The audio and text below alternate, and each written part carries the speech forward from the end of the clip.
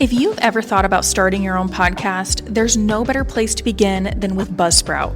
It's the platform I use, and it makes publishing, promoting, and tracking your episodes so easy, even if you're not tech savvy.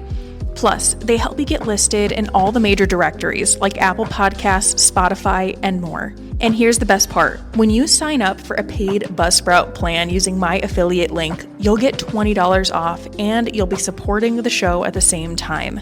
Just head to the description of this episode to find the affiliate link. Now, let's get back to the episode.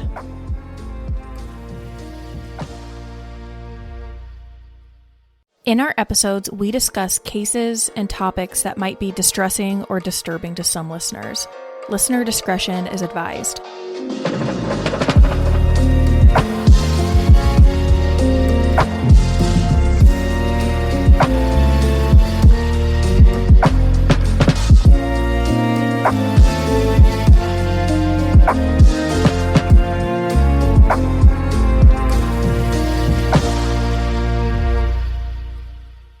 Hello, everybody, and welcome back to part 2 of our coverage of the murders of Lyric Cook-Morrissey and Elizabeth Collins. In part 1, we walked through the timeline of their disappearance when, on July 13th, 2012, the two cousins set off on a bike ride in Evansdale, Iowa, and never came home. We looked at the search efforts, the discovery of their bikes and belongings, and the devastating moment when their bodies were found months later. Today, we pick up where we left off. In this episode, we'll examine some of the potential suspects who came under scrutiny over the years. We'll also look at how advancements in forensic DNA technology are bringing hope to this case, and how that technology might hold the key to finally answering the questions that have haunted Evansdale for over a decade. Because after all these years, this case is not forgotten, and there's still hope that the truth will come out. Let's get started. In 2024, an HBO Max documentary series called Taken Together was released, and it covered the murders of Lyric and Elizabeth. Like I said at the end of our first part, it was a really great series. There's a ton of information in it, and I would highly recommend it. Today, we're going to focus mainly on the second episode, which focused on possible suspects, and it really centers on another double abduction that happened just a year after Lyric and Elizabeth. And I had not heard of this case, of this specific double abduction, until this documentary series came out. This case involves 15-year-old Kathlynn Shephard and 12-year-old Dezi Hughes from Dayton, Iowa, which is a smaller town than Evansdale with a population of just 837, and it's just under 2 hours west of Evansdale. Dezi Hughes recalled the day in the HBO documentary series. She said her and Kathlynn were best friends. They went to school together, rode the bus home, and walked home together. She said that on this day, May 20th, 2013, they were walking their normal route home when a man in a red pickup pulled up next to them. They were just a block away from their homes. The man in the red truck asked the two girls if they wanted to make some money helping him mow lawns. Dezi and Kathlynn said they needed to go home and ask their parents first, and the man said he would drive them there. The two of them got in the red truck. The man said his name was Michael, and he shook their hands. Michael began driving in the opposite direction of their homes. Kathlynn and Dezi reminded him that they needed to go ask their parents first before they could help, and Michael said, "Don't worry, we're going to go to a house, and you can use my phone there to call your parents to ask." But Michael continued driving, and Dezi recalls becoming more and more unsettled. Michael was taking random roads, using gravel roads instead of the main highways, and he continued driving them further out of Dayton. They finally stopped on a farm that had 2 hog confinements. He pointed to one of them and told the girls that the lawnmowers were inside. Dezi said her and Kathlynn went inside, and when they turned around, Michael was pointing a gun at them. He told the girls to lay on the ground on their stomach, and if they did what he said, he would let them go. Dezi said Kathlynn was really scared, but the two did what he said. They got on the ground, he zip-tied their hands behind their backs. Michael then put the gun down and got out a knife. At this point, Kathlynn started to cry and began pleading with him to let them go. Dezi said at this point, Michael got really angry and grabbed Kathlynn by the arms and dragged her around the corner. Dezi said the last thing she heard was Kathlynn yell her name. And then she got quiet. She said she was able to get her arms out in front of her, and at this point she grabbed the gun and ran as fast as she could to the woods near the farm. Dezi hid behind a tree and checked the gun, which she said was a hog tranquilizer gun, and she saw it was empty. The next thing she heard was Michael come out and yell, "Fuck." She said she heard his truck start and that she heard the truck start moving. She ran through the woods, stumbling through mud, losing her shoes and socks. She could feel blood running down her legs from being cut up by bushes. And all the while, she could hear Michael driving around the wood line and could sometimes see his truck driving around searching for her. Dezi eventually made her way out of the woods and to another farm where she heard people talking. She ran to them and begged for help. She called 911. Patrick Fairchild, the man who owned the farm Dezi ran up to, told his friend who was there at the time to go get a gun, go to that hog confinement, and if you see him there, keep him there. The friend went to the farm the girls were taken to, but there was no sign of Michael's truck. There was no sign of Michael or Kathlynn, except for a pool of blood on the gravel outside the confinement. Police quickly arrived to the confinement and they got in touch with the property owner. At this time, it was revealed that the owner's son-in-law owned a red truck that matched the description Dezi provided. Police identified the son-in-law, Michael Klunder, as a suspect. Detectives went to the hospital where Dezi was now being treated and showed her a picture of Michael Klunder. She said, without a doubt, that was the man who took them. Police tracked down Michael Klunder's home to Stratford, Iowa, 10 miles away. They arrived to an empty home, but shortly after, Klunder's wife arrived. After being asked if she knew where he was, she said no, but that she had received a message from him. The text message read something along the lines of, "I love you, I am so sorry." Law enforcement immediately set up a command post. The Iowa State Patrol, DCI, and FBI were immediately called in, and they worked on trying to gather information, and they were also beginning to ping his cell phone. At the same time, Michael Klunder's father-in-law began checking his other properties because he owned a few different hog confinements in the area. Police eventually received word that Michael had been found. He had hung himself inside of a machine shed on the farm. The pickup was there. There was blood located on the back of the truck, but Kathlynn was nowhere to be found. Kathlynn's photo quickly spread through the media after her disappearance.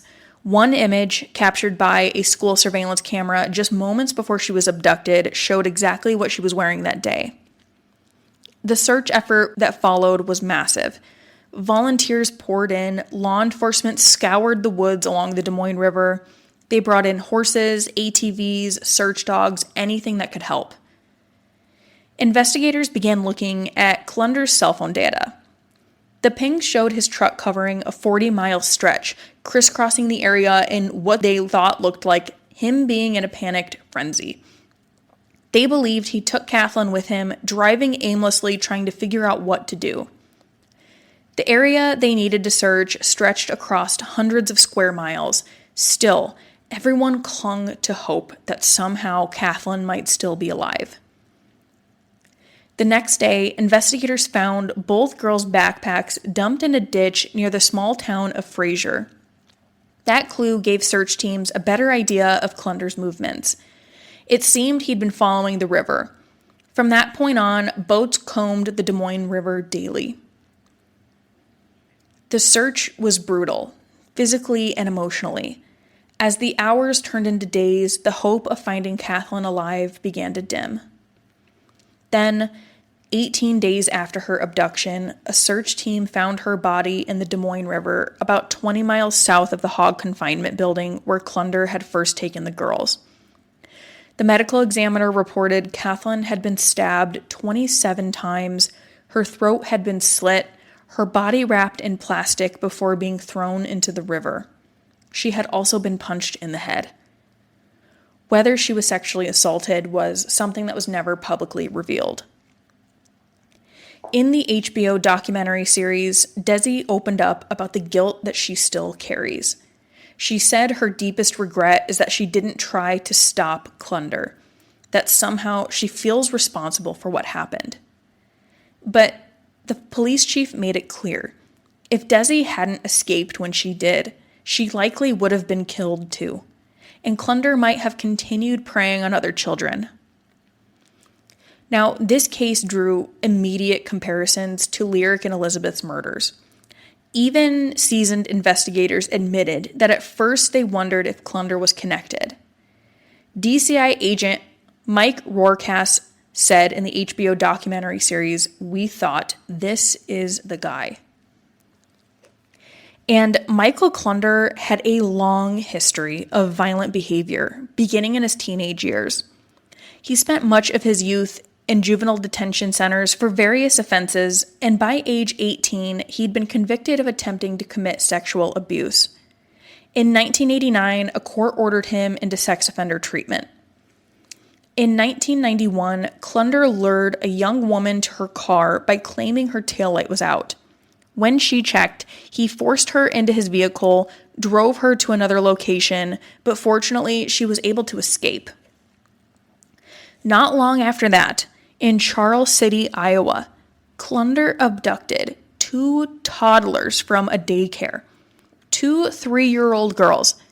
He drove them to a park and then later abandoned them in a dumpster, though they did live. And I don't know what he did with the 2 girls, but luckily they survived.